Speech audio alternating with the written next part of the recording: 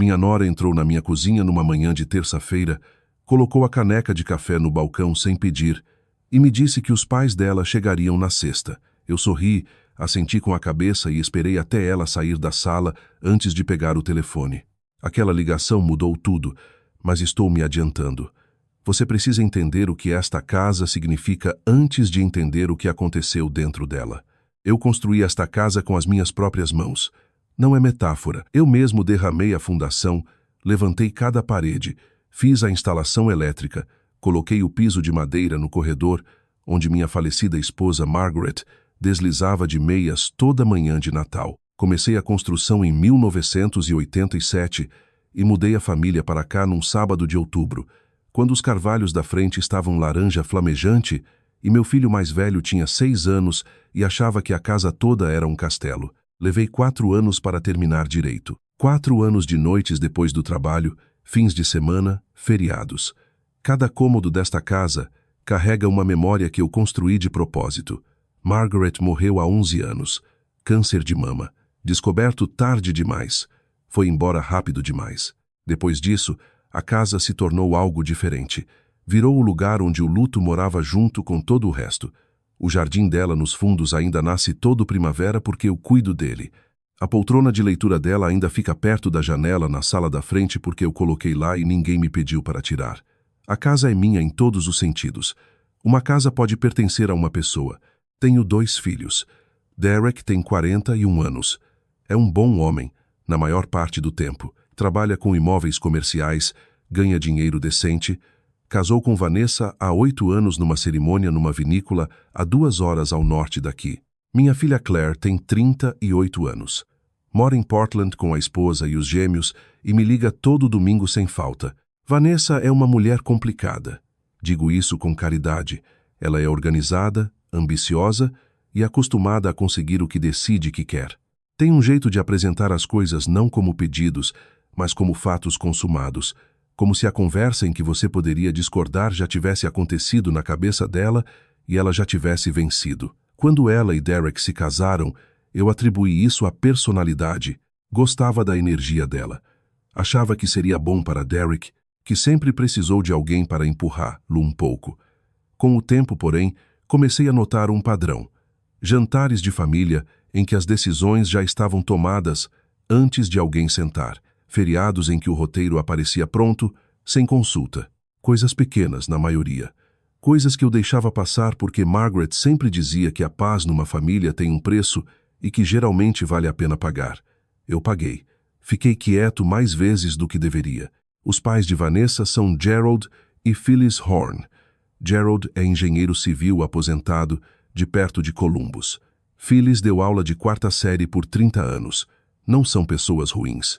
Gerald conta as mesmas 3 histórias de pesca em rotação e ri de todas elas sozinho. Phyllis leva uma salada de gelatina para todo encontro que ninguém come, mas ninguém comenta. Conheço os dois há 8 anos. Sempre fui cordial. O problema começou no Páscoa. Estávamos todos na minha casa para o jantar de Páscoa, tradição desde antes de Derek e Vanessa se casarem. Eu mesmo preparei o presunto, fiz a receita de batata 2 vezes assada da Margaret. Arrumei a mesa na sala de jantar com a porcelana boa. Gerald e Phyllis vieram de carro de Columbus. Claire veio de avião de Portland com a família. Estava cheio, barulhento e bom, do jeito que a Páscoa na minha casa deve ser. Depois do jantar, enquanto as crianças estavam no quintal e Claire me ajudava com a louça, Vanessa chamou Derek para a sala. Eu conseguia ouvir os dois conversando, mas não as palavras. Claire olhou para mim, eu olhei para ela e nenhum de nós disse nada. Quando Vanessa voltou para a cozinha, tinha uma expressão específica no rosto, a que eu aprendi a reconhecer, a que significa que a conversa na cabeça dela já havia terminado. Ela disse, Walter, nós estávamos pensando. Entreguei um prato para Claire secar e esperei. Ela disse que Gerald e Phyllis estavam envelhecendo. Disse que a casa deles em Columbus estava ficando grande demais para manterem. Disse que Derek estava preocupado com eles havia meses, o que foi novidade para mim, porque Derek não tinha mencionado isso nenhuma vez. Disse que tinha pesquisado opções e que a mais sensata, a que fazia mais sentido financeiro e familiar, era Gerald e Phyllis virem morar aqui. Coloquei o prato que estava segurando na pia. Morar aqui, ela disse. Sim. Disse que a casa era grande o suficiente, que a suíte de hóspedes no térreo era perfeita, que economizaria o custo de uma casa de repouso ou aluguel menor para Gerald e Phyllis e que daria tranquilidade a todos. Eu disse, esta é a minha casa. Vanessa sorriu, sem calor. Disse que sabia disso, claro, e que todos trabalhariam nos detalhes juntos, mas que ela e Derek achavam que era a coisa certa e esperavam que eu também visse assim. Claire colocou o pano de prato bem devagar e deliberadamente e disse, Vanessa. Vanessa disse, Claire, sei que pode parecer repentino, mas... Claire disse, esta é a casa do meu pai. Vanessa disse que tinha consciência disso. Claire disse, você está pedindo que nosso pai divida a casa dele com os seus pais, pessoas que ele mal conhece. Vanessa disse que não caracterizaria como mal conhecer. Coloquei a mão no braço de Claire porque sentia que a conversa estava indo para um lugar de que todos nos arrependeríamos no jantar de Páscoa. Disse que precisava pensar e avisaria a eles. Vanessa disse, claro, tome seu tempo. Disse isso do jeito que as pessoas dizem tome seu tempo, quando já decidiram que não há tempo. Naquela noite, depois que todos foram embora, fiquei sentado na poltrona de Margaret perto da janela da frente por um bom tempo. Olhei para os carvalhos que ela me ajudou a plantar no jardim da frente. Pensei nos 4 anos que passei construindo esta casa, e nos 34 anos que passei morando nela, e nos 11 anos desde que vivo nela sozinho, cuidando dela sozinho, mantendo-a do jeito que Margaret e eu sempre quisemos. Pensei em todas as pessoas que já sentaram à minha mesa da cozinha ao longo dos anos. Foram mais do que a maioria das pessoas sabe. Depois que Margaret e eu nos mudamos, o bairro era jovem, muitas famílias, muitas crianças. Tinha um menino chamado Marcos, que morava 2 casas adiante, cujo pai foi embora quando ele tinha 8 anos e cuja mãe trabalhava em 2, às vezes 3 empregos. Marcos comeu na nossa mesa mais noites do que em casa durante uns 6 anos. Chamava Margaret de senhora e a mim de senhor Vaught, e quando se formou no ensino médio com bolsa para estudar engenharia, ficou na minha garagem de beca e capelo e chorou porque Margaret tinha morrido no ano anterior e não pôde ver. Tinha uma menina chamada Sujin, cuja família se mudou para o bairro quando ela tinha 12 anos e falava quase nenhum inglês. Os pais dela trabalhavam o tempo todo e Sujin passava muitas tardes aqui porque Margaret tinha paciência, um dicionário e uma disposição inesgotável para sentar à mesa da cozinha e trabalhar no que precisasse. Sujin é médica agora, oncologista. Manda um cartão todo ano no aniversário de Margaret. Tinha um adolescente chamado Devon que veio até mim por outro caminho. A mãe dele me ligou porque eu tinha feito uma obra na igreja dela e ouvira que eu era confiável. Devon tinha 16 anos, era bravo e estava indo na direção errada, e a mãe estava apavorada. Dei um emprego para ele num dos meus canteiros de obra. Fiz ele trabalhar.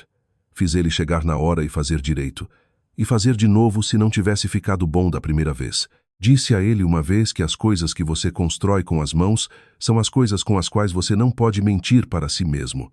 Ou a parede está a esquadro ou não está. Ou você fez o serviço ou não fez. Ele escutou mais do que deixava transparecer. Devon é empreiteiro geral agora em Charlotte. Tem uma equipe de 32 pessoas. E nunca na vida fiquei mais orgulhoso de algo que não fiz eu mesmo. Houve outros. Tommy, que chegou aos 17 anos através de um programa do condado, cuja família acolhedora tinha acabado de dar errado. Ficou no quarto de hóspedes por 8 meses, ajudou a refazer o telhado da parte de trás e comeu tudo que havia na geladeira. Hoje é tenente do Corpo de Bombeiros. Angela, amiga de Sujin, que acabou passando mais tempo aqui do que na própria casa por motivos que nunca explicou completamente, e eu nunca pressionei porque às vezes o que uma criança precisa é de um lugar que não exija explicação. Angela dirige uma organização sem fins lucrativos em Atlanta que oferece programas pós-escola para cerca de 400 crianças por ano. Não estou contando isso para me fazer parecer santo. Estou contando para você entender que minha casa não é só paredes e pisos. Não é só o ativo que minha nora calculava na cabeça dela na mesa de Páscoa. É um lugar que significou algo para muitas pessoas ao longo de muitos anos. E eu não estava disposto a entregar para estranhos só porque Vanessa tinha decidido que fazia sentido familiar. Deixei 2 semanas passarem. Não liguei para Derek. Pensei bastante. Sentei com aquilo. Então, numa manhã de terça, Vanessa voltou. Entrou com a chave que Derek tinha dado a ela. Eu nunca havia reclamado porque nunca imaginei que precisaria. Serviu café da minha cafeteira, encostou no meu balcão e me disse que os pais dela chegariam na sexta. Disse que ela e Derek tinham providenciado um caminhão de mudança. Disse que a suíte de hóspedes precisaria de algumas coisas retiradas, nada demais, e que ela mesma podia cuidar disso. Não queria que eu tivesse trabalho. Olhei para ela por um longo momento. Disse: Vanessa, eu falei que precisava pensar. Ela disse que sabia, que entendia, e que ela e Derek também tinham pensado muito, e os dois achavam que era a coisa certa para a família.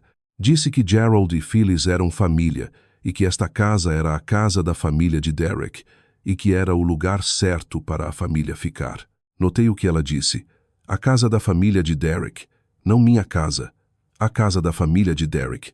Perguntei o que Derek tinha a dizer sobre isso.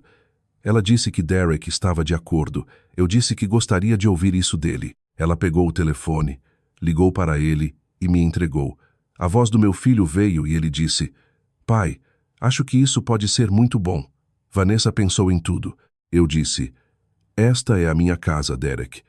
Ele disse que sabia. Disse: Claro. Disse: Mas somos todos família, pai. E família cuida de família. Eu disse: Gerald e Phyllis não são minha família. Houve uma pausa. Então Derek disse que eles eram família de Vanessa. Vanessa era a família dele. Ele era a família minha e achava que eu estava sendo fechado quanto a isso. Eu disse: Tudo bem. Ele disse: Sério? Eu disse: Vou pensar no que você disse. E desliguei. Vanessa pegou o telefone de volta e sorriu o sorriso de quem já tinha vencido. Eu disse: O café é de hoje cedo. Está frio há algumas horas. Faça um novo se quiser ficar. Ela disse que tinha coisas para fazer e saiu. Quando a porta se fechou atrás dela, fui até a janela e observei o carro dela saindo da garagem. Depois peguei o telefone e comecei a fazer ligações. A primeira foi para minha advogada, Bárbara Wozu, que cuida dos meus assuntos jurídicos há 20 anos. Contei o que estava acontecendo. Disse que queria saber exatamente em que pé eu estava. Ela me explicou com muita clareza.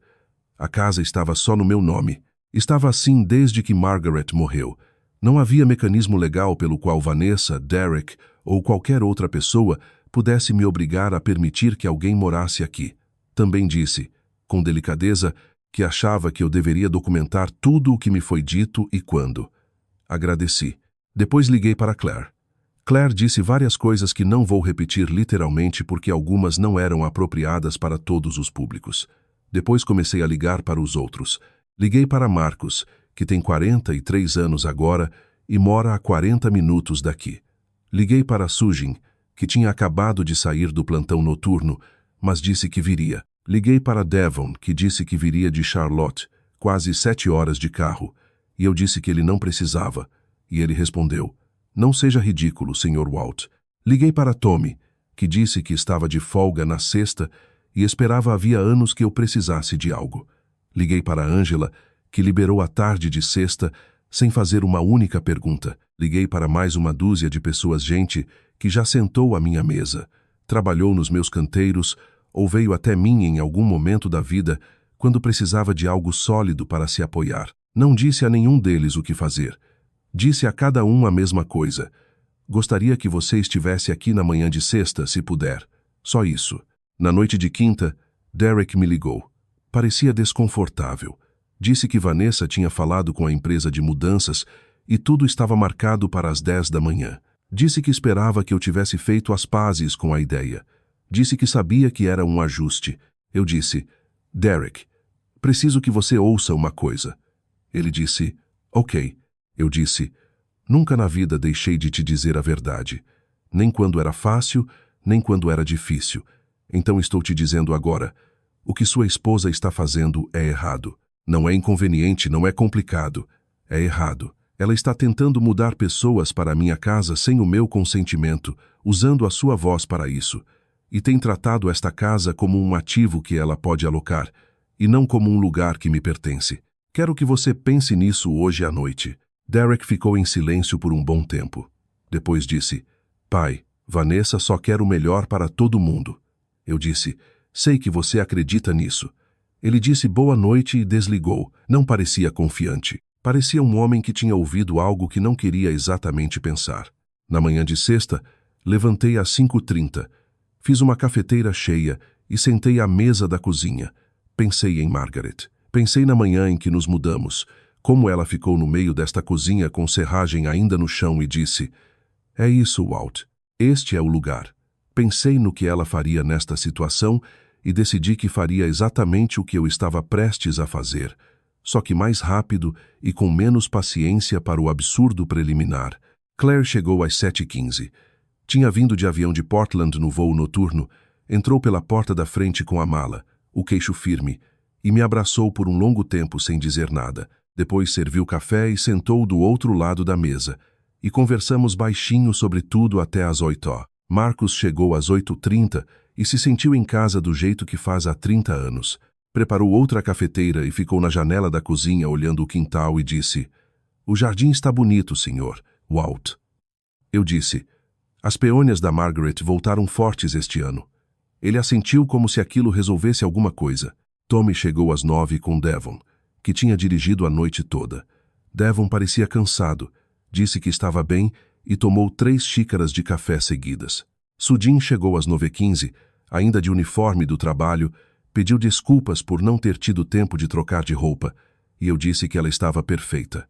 Às 9h45, havia gente por toda a casa, na cozinha, na sala, na varanda da frente velhos amigos, pessoas que eu conhecia havia décadas, pessoas que conheciam cada canto desta casa tão bem quanto eu. Angela tinha trazido a irmã, que eu tinha visto 2 vezes, mas Angela disse que ela quis vir. Um homem chamado Robert, que trabalhou na minha equipe de construção por 12 anos nos anos 90, apareceu na caminhonete com 2 filhos, que também tinham trabalhado comigo em vários momentos. Uma mulher chamada Helen, que foi a melhor amiga de Margaret e ainda vem cuidar do jardim 2 vezes por ano, apareceu com uma caçarola, porque a resposta de Helen para qualquer situação é trazer comida. Pouco antes das 10, um caminhão de mudanças virou na minha rua. Atrás dele vinha o carro de Derek, e atrás do carro de Derek, um sedã prata que reconheci como sendo de Gerald e Phyllis. Eles entraram na minha garagem. Vanessa desceu primeiro. Estava falando no telefone, olhou para a minha casa e parou. A varanda da frente tinha 8 pessoas. A garagem tinha mais 6. Pela janela da frente, dava para ver gente dentro. Vanessa ficou muito parada. Depois Derek desceu do carro e ficou ao lado dela, e vi o rosto dele passar por várias coisas em cerca de 4 segundos. Saí para a varanda. Vanessa disse, Walter, o que é isso? Eu disse, estas são a minha família. Ela olhou ao redor. Disse, não entendo. Eu disse, eu sei que não. Suba que eu explico. Gerald e Phyllis tinham descido do carro. Gerald parecia confuso. Phyllis parecia que já estava calculando se deveria pedir desculpas a alguém e não sabia a quem. Convidei todo mundo para entrar. Todos eles. Vanessa, Derek, Gerald, Phyllis. Levei-os para a sala onde as pessoas abriram espaço. E fiquei no meio da sala que eu construí e disse o que vinha pensando havia 2 semanas. Disse, Vanessa, você me disse várias vezes que esta é a casa da família de Derek e que família deve ficar junta. Gostaria de falar sobre essa palavra por 1 minuto. Ela começou a dizer algo e eu levantei uma mão com delicadeza. Disse, não estou bravo, só quero que você escute. Disse, Marcus ali tem sentado à minha mesa da cozinha desde os 8 anos. A mãe dele trabalhava à noite e eu vi ele fazer lição de casa naquela cadeira perto da janela por 6 anos. Devon dirigiu 7 horas ontem à noite para estar aqui hoje de manhã, porque quando ele tinha 16 anos e estava indo na direção errada, eu dei algo para ele fazer com as mãos e com o tempo.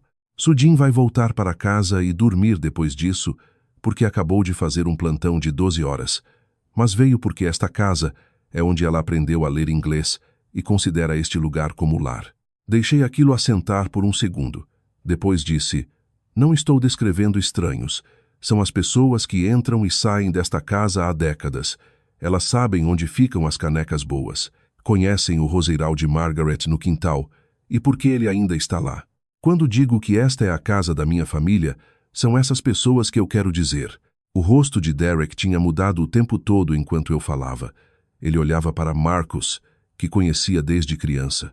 Olhava para Tommy, que esteve na nossa casa em feriados quando Derek estava no ensino fundamental.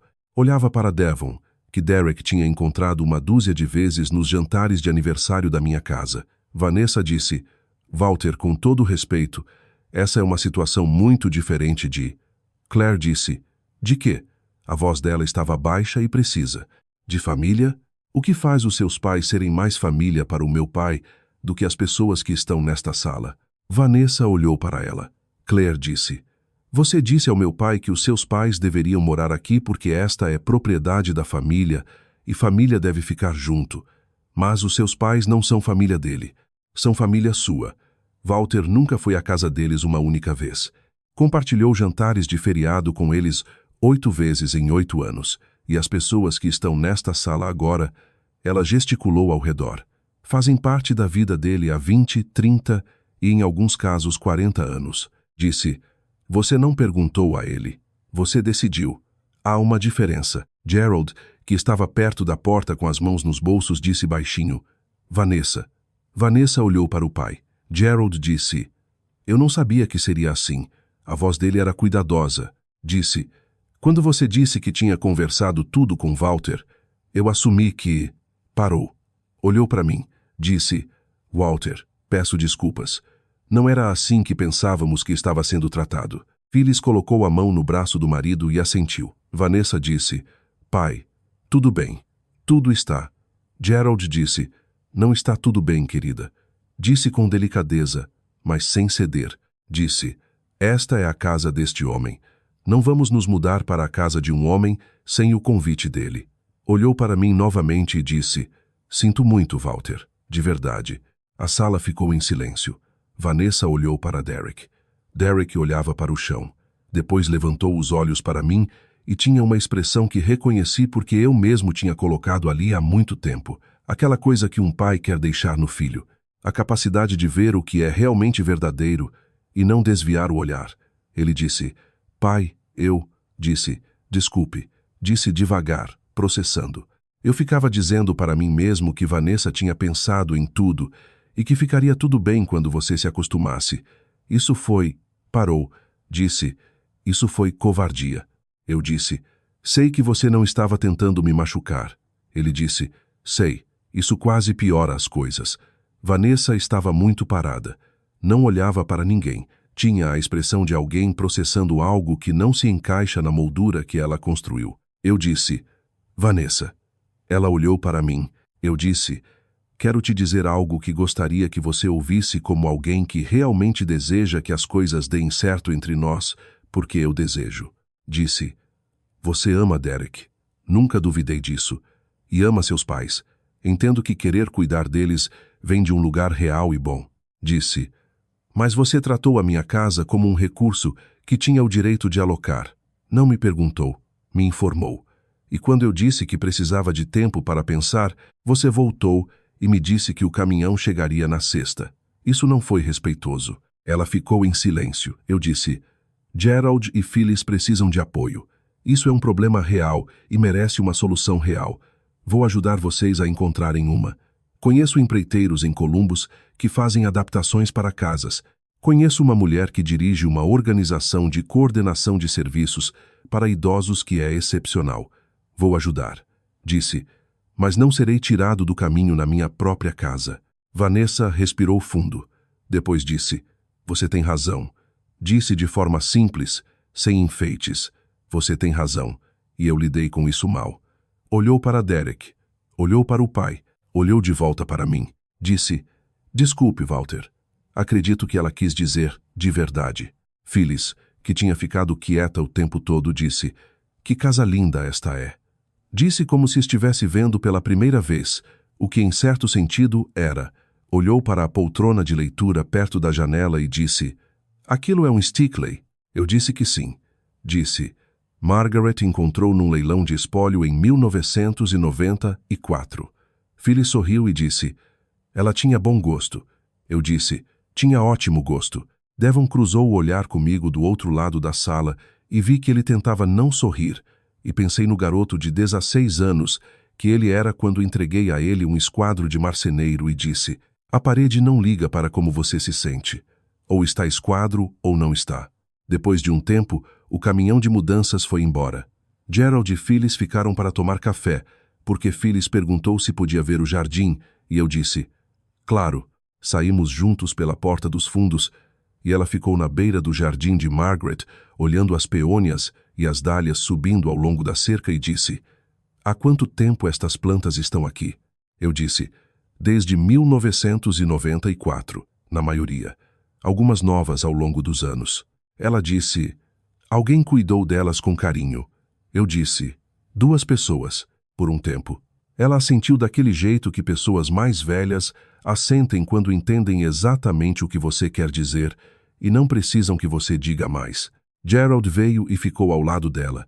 Pôs a mão na lombar dela do jeito que casais antigos fazem sem pensar. Disse: vou te dizer uma coisa, Walter. É uma bela propriedade. Você construiu isso sozinho? Eu disse: construí. Ele disse: então você entende o que significa colocar-se dentro de algo. Eu disse: entendo. Ele disse: sinto muito por tudo isso. Eu disse que ele não me devia desculpas. Disse que o pedido de desculpas pertencia à situação, não a ele. Dentro de casa, eu ouvia as vozes da minha cozinha enchendo o espaço do jeito que costumavam fazer. Marcos rindo de algo que Devon disse. Claire explicando algo para Sujin. Tommy no corredor com os filhos de Robert falando sobre algo naquele tom grave característico de quem trabalha na construção, que parece o ronco de uma fundação. Ellen tinha desembrulhado a caçarola e procurava talheres com a confiança de uma mulher que já localizou talheres em 200 cozinhas. Derek saiu e ficou ao meu lado no jardim. Ficou quieto um momento. Depois disse: eu tinha esquecido um pouco de todos eles. Quantos eram? Quanto tempo? Eu disse: você tinha sua própria vida para viver. Ele disse: isso não é desculpa. Eu disse: não, mas é um motivo. Há diferença. Ele disse: eu amo ela, pai. Vanessa. Preciso que você saiba disso, mesmo depois. Eu disse: sei que ama, e ela ama você. O amor não era o que estava faltando nesta situação. Ele pensou nisso. Disse: o que estava faltando? Eu disse: ela precisava de alguém que a enfrentasse e você não fez. Ele ficou quieto. Eu disse: é isso que quero dizer quando falo que foi covardia. Não quero dizer que você é covarde. Quero dizer que você pegou o caminho mais fácil, quando o mais difícil era o certo. Disse: você sabe a diferença. Construí coisas suficientes com você quando era pequeno para saber que você sabe a diferença.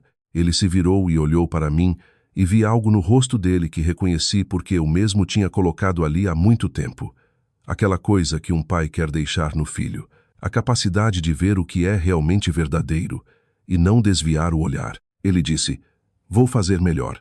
Eu disse: sei que vai. Ficamos ali um tempo no jardim de Margaret, com a primavera brotando, as peônias mostrando as primeiras cores da estação, as dálias ainda só hastes verdes. Depois de um tempo, passei o braço pelos ombros do meu filho e ele se inclinou para mim do jeito que não fazia há anos, do jeito que fazia quando era pequeno, e o mundo ainda não tinha se organizado. E ficamos assim no quintal da casa que construí com as minhas mãos até Helen aparecer na porta dos fundos e anunciar que se ninguém entrasse nos próximos 60 segundos, ela comeria a caçarola sozinha. Todo mundo riu, até Vanessa. Naquela noite, depois que todo mundo foi embora, depois que Gerald e Phyllis voltaram de carro para um hotel que eu recomendei no centro, e Derek e Vanessa saíram no carro deles com bem mais silêncio entre eles do que quando chegaram, e depois que Claire dormiu no sofá assistindo televisão com os sapatos tirados, eu sentei na poltrona de Margaret. A casa estava quieta do jeito que fica depois de cheia de gente. Um silêncio bom, do tipo que guarda o som do que acabou de acontecer, em vez de estar apenas vazio. Pensei no que Derek me perguntou no jardim. O que estava faltando? Ele perguntou como se fosse uma pergunta sobre Vanessa, mas eu sabia que também era uma pergunta sobre ele mesmo. O que você faz quando alguém que você ama para de te enfrentar? Quando deixa você errar porque parar você é mais difícil do que concordar com você? Derek tinha participado de todas as conversas com Vanessa em que esse plano foi feito e tinha dito a si mesmo que ficaria tudo bem. Tinha me entregado um telefone e pedido que eu aceitasse a coisa que a esposa dele já tinha decidido. Tinha chamado de lógica familiar quando a lógica, na verdade, era conveniência. E tinha deixado acontecer porque enfrentar a pessoa que você ama é o trabalho mais difícil que existe. Margaret costumava me enfrentar. Não de forma cruel, não o tempo todo, mas quando importava, ela sentava do outro lado desta mesma mesa da cozinha e dizia: Walt, preciso que você me ouça dizer uma coisa. E dizia. E às vezes eu concordava na hora. Às vezes só concordava depois. E uma ou duas vezes não concordava de jeito nenhum. Mas ela sempre dizia. Era assim que mantínhamos a honestidade, um com o outro ao longo de 36 anos. Era assim que o amor funcionava nesta casa. Pensei em Devon, aos 17 anos, bravo e queimando na direção errada. Aprendendo que a parede não liga para como você se sente. Você pode odiar o serviço, ressentir o horário cedo e ficar furioso com a pessoa que entregou o nível, mas a parede diz a verdade do mesmo jeito. Esquadro ou não esquadro, verdadeiro ou não verdadeiro, você pode construir coisas bonitas se estiver disposto a ouvir a verdade sobre elas. Olhei para os carvalhos pela janela da frente. As mesmas árvores que Margaret e eu plantamos quando esta casa era nova. Quando Derek era pequeno, quando nada do que aconteceu esta semana tinha acontecido ainda. Agora tinham 15 metros de altura e as folhas novas estavam chegando. Aquele verde claro particular que só existe em abril. Aquela cor que significa que tudo que estava dormente ainda está vivo. Estendi a mão e apaguei o abajur. A sala ficou escura, exceto pela luz da rua que entrava através das folhas dos carvalhos de Margaret. E a casa se acomodou na noite do jeito que sempre faz. Do jeito que faz há 34 anos, do jeito que foi construída para fazer. O caminhão de mudanças de sexta voltou no sábado de manhã, não para Gerald e Phyllis. Vanessa tinha mandado para devolver os móveis que ela já tinha colocado na suíte de hóspedes, sem meu conhecimento. 3 peças que apareceram lá enquanto eu não estava em casa em algum momento da semana anterior. Eu não tinha dito nada sobre isso na hora. Disse algo sobre isso no sábado de manhã, quando encontrei o motorista na porta e entreguei a lista de inventário que eu tinha escrito item por item e disse onde cada peça estava. O motorista olhou para a lista, olhou para mim e disse: Ela disse que o senhor teria uma lista. Eu disse: Faço listas a vida inteira. Ele disse: Bom para o senhor, cara. Parecia sincero. O quarto de hóspedes estava vazio novamente ao meio-dia. Coloquei de volta as coisas que pertenciam lá. A colcha que Margaret fez que ficava na cadeira do canto. A pequena gravura emoldurada na parede que Devon encontrou num mercado anos atrás e trouxe de presente. O abajur de leitura que eu mesmo refizera em 1998. Estiquei a colcha e fiquei na porta por um momento olhando o quarto. Depois desci, fiz almoço e comi na minha própria mesa, na minha própria cozinha, com as janelas abertas e o ar da primavera entrando e o jardim de Margaret, visível de onde eu estava sentado. Mais tarde naquela tarde, Claire acordou da soneca, desceu e disse: Como você está? Eu disse: Estou bem. Ela disse: Sério? Eu disse: Sério. Ela ficou na cozinha um momento olhando para mim com aquele olhar particular que herdou da mãe. O que vê se você está falando a verdade ou a versão que exige menos de todo mundo? Disse: Ok. Disse: Vou continuar te ligando todo domingo como sempre, mas também vou te ligar nas noites de quinta por um tempo. Eu disse: Não é necessário. Ela disse: Eu sei. Eu quero. Disse: E se Derek e Vanessa fizerem qualquer coisa? Eu disse: Derek vai ficar bem. Vanessa vai se acertar. Disse: Eles só precisavam de alguém que os enfrentasse. Claire disse: Você enfrentou. Eu disse: Enfrentei. Ela disse: Mamãe teria enfrentado mais rápido. Eu ri. Ela não estava errada. Margaret teria feito o caminhão dar meia volta antes de chegar na nossa rua. Eu disse: Sua mãe tinha um dom para a eficiência.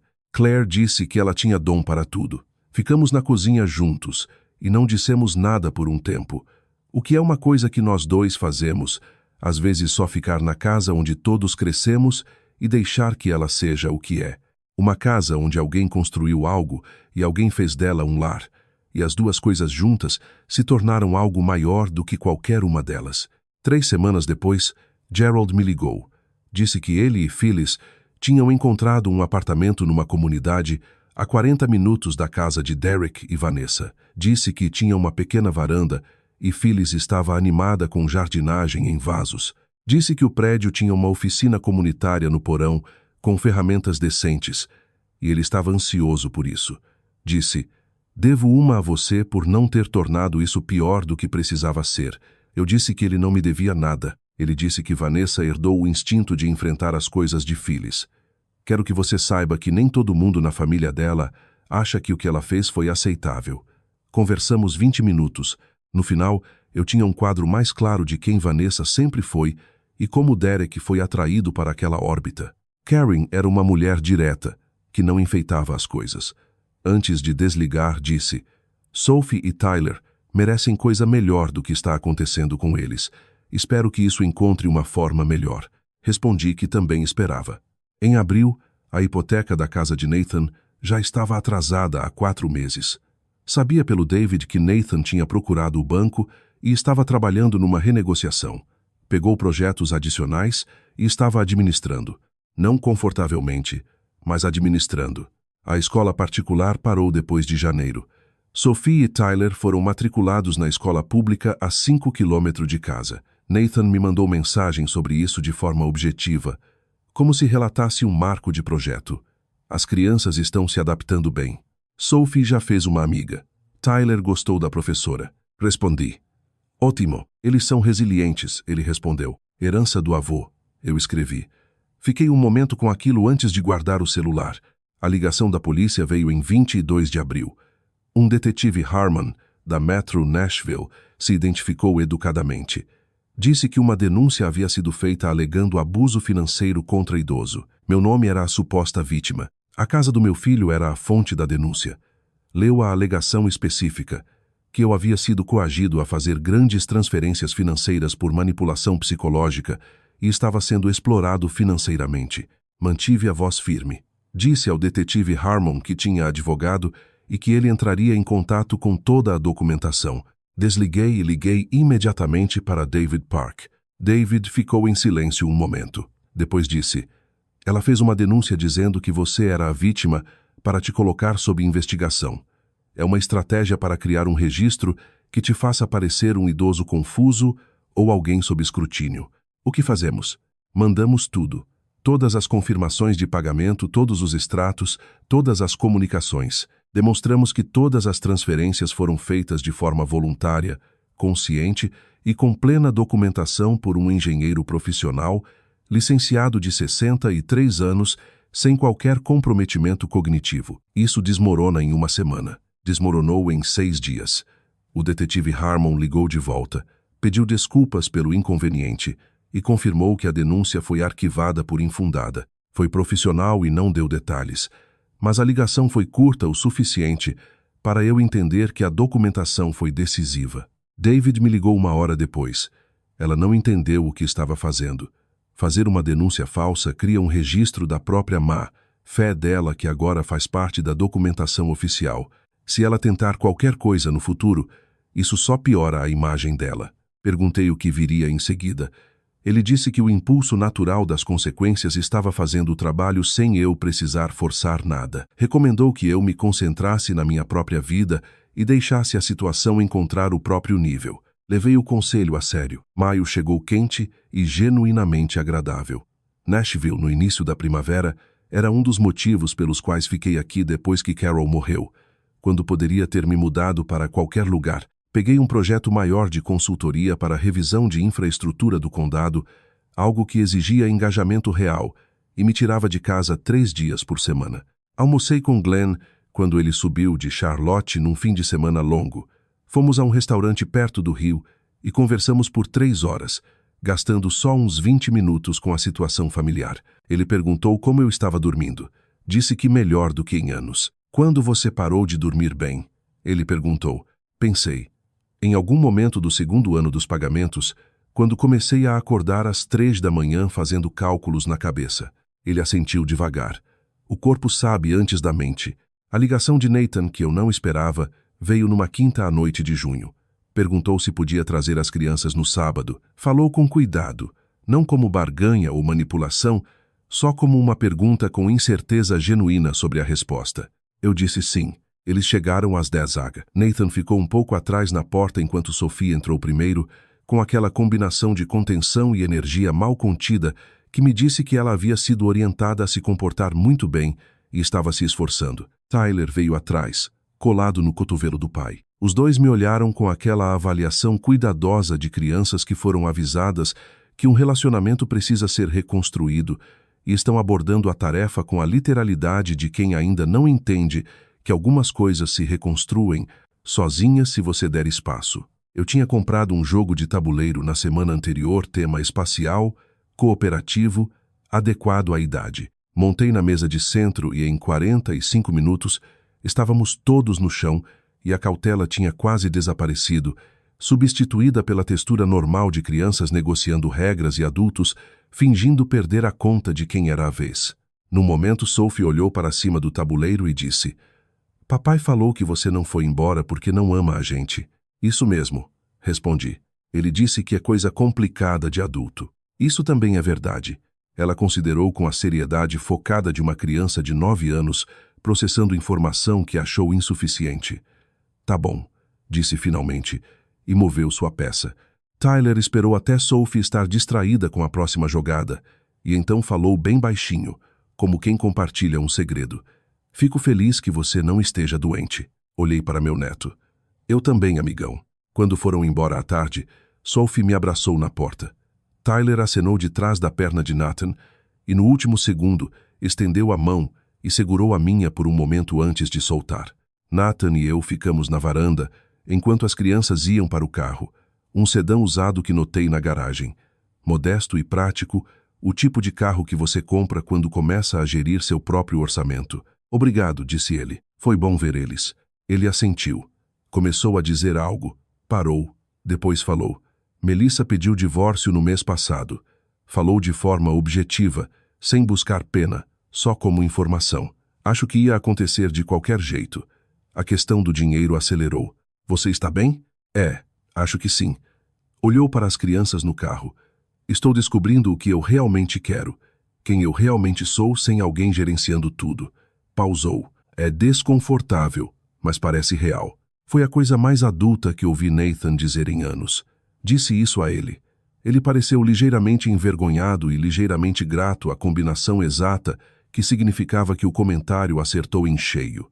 Julho trouxe a confirmação de que o Trust estava totalmente financiado e estruturado corretamente, com uma instituição terceira como administradora. US, 52 mil invisíveis, seguros e completamente intocáveis por qualquer pessoa exceto Sophie e Tyler, quando chegassem à idade e à necessidade acadêmica que os liberaria. Pedi a David que incluísse também a possibilidade de usar para cursos técnicos, porque passei a carreira cercado de profissionais qualificados e acredito no valor do trabalho deles. Não contei para ninguém sobre o Trust, exceto David Park e Glenn Hartley. Contaria para Sophie e Tyler quando fossem velhos o suficiente para entender. Não como revelação ou gesto dramático, só como informação. Seu avô separou isso para vocês. É isso. Usem bem. Agosto chegou e o projeto de consultoria terminou. Entreguei o relatório final ao condado, recebi o reconhecimento formal e tirei uma semana para pescar na casa do lago que Glenn alugava todo ano no leste do Tennessee. Não pegamos nada de importante no primeiro dia, o que era tradicional e esperado, e fomos pegando mais a cada dia seguinte, o que era satisfatório. Na quarta noite, sentados no cais com o pôr do sol fazendo algo genuinamente bonito sobre a água, Glenn perguntou: "Como você se sente com tudo?" Honestamente, pensei, como se tivesse largado algo muito pesado que carreguei por tanto tempo que parei de notar o peso. Sobre ter cortado o apoio? Não, sobre ter esperado tanto tempo para fazer isso. Sim, as crianças, vejo elas regularmente agora, através do Nathan, separado do que quer que a Melissa esteja fazendo que, pelo visto, é cada vez menos, já que ela voltou para Phoenix. Olhei para a água. Elas estão bem. As crianças se adaptam quando os adultos param de transformá-las em instrumentos. E o Nathan está se tornando alguém que eu respeito. Falei com cuidado porque era verdade, mas também porque ainda era frágil, ainda em processo. Ele está desconfortável, está trabalhando e está tomando decisões como um adulto que entende que decisões têm consequências. Precisou de tudo isso para acontecer. Não sei como me sentir sobre isso, só que aconteceu. Glenn assentiu devagar. Ficamos em silêncio um tempo, vendo a luz mudar sobre a água. Carol teria orgulho de você, disse ele. Ela diria que demorei demais. Ela diria as duas coisas, completou ele. Era assim que ela era. Não respondi, mas sorri que foi sua própria resposta. Voltei da casa do lago num domingo à noite no final de agosto. A cidade ainda estava quente, aquele calor que se constrói o verão inteiro e só solta em outubro. Fiz jantar, abri as janelas, escutei o bairro entrar no ritmo da noite. Alguém cortava grama 2 casas adiante. Um cachorro latiu ao longe e depois ficou quieto. Meu celular mostrou uma mensagem de Nathan. Uma foto de Sophie e Tyler, no que parecia ser a noite de volta às aulas da escola. Os dois em pé ao lado da porta da sala de aula, mochilas nas costas, com aquela expressão característica de crianças que foram pedidas para sorrir e estão fazendo o melhor possível. A legenda que Nathan escreveu dizia simplesmente: eles começaram o ano bem. Obrigado por estar aqui. Olhei para a foto um momento, larguei o celular, olhei pela janela para os últimos raios de sol acima do telhado. 8 meses. 8 meses desde o jantar de Natal e as 7 palavras que disse quando larguei o garfo. 8 meses desde que o telefone tocou 63 vezes enquanto eu dirigia para casa no escuro. 8 meses de documentação, ligações para advogado, cartas registradas, um post nas redes que nunca respondi, uma denúncia falsa à polícia que desmoronou pela própria desonestidade e uma foto de 2 crianças feita para quebrar o que eles achavam que restava da minha determinação. 8 meses de aprendizado. De novo, o que eu sempre soube no meu trabalho, que estruturas construídas sem cálculos adequados de carga acabam falhando, não importa quanto tempo tenham ficado de pé, e que a única resposta honesta a uma estrutura que falha é avaliá-la com precisão, documentar o dano e construir algo sólido no lugar. O trust existia, invisível e paciente. A documentação existia, completa e irrefutável. O trabalho de consultoria existia, com propósito e meu. A relação com meu filho estava se reconstruindo no ritmo que as coisas genuínas se reconstruem, devagar, irregular, com recuos que precisavam ser tratados como informação, não como veredito. A relação com meus netos era mais simples, porque crianças são mais simples. Elas precisavam de presença, consistência e um avô que aparecesse sem condições, e isso eu podia dar. Eu já estava dando. Virei as costas para a janela. O apartamento estava quieto, organizado, exatamente do tamanho que eu precisava. Fiz um chá, liguei o rádio numa estação que tocava jazz antigo que Carol gostava, sentei à mesa da cozinha com a fatura de consultoria que precisava revisar antes da manhã. O trabalho estava claro, os números estavam limpos, o futuro era meu para financiar de forma adequada, sem confundir obrigação com amor, dinheiro com significado, ou o silêncio das pessoas que tiravam de mim com a aceitação que eu tentava comprar. Abri a fatura, peguei a caneta. Lá fora, o final da noite de verão se acomodava em Nashville como se pertencesse ao lugar. Acho que pertencia, e eu também.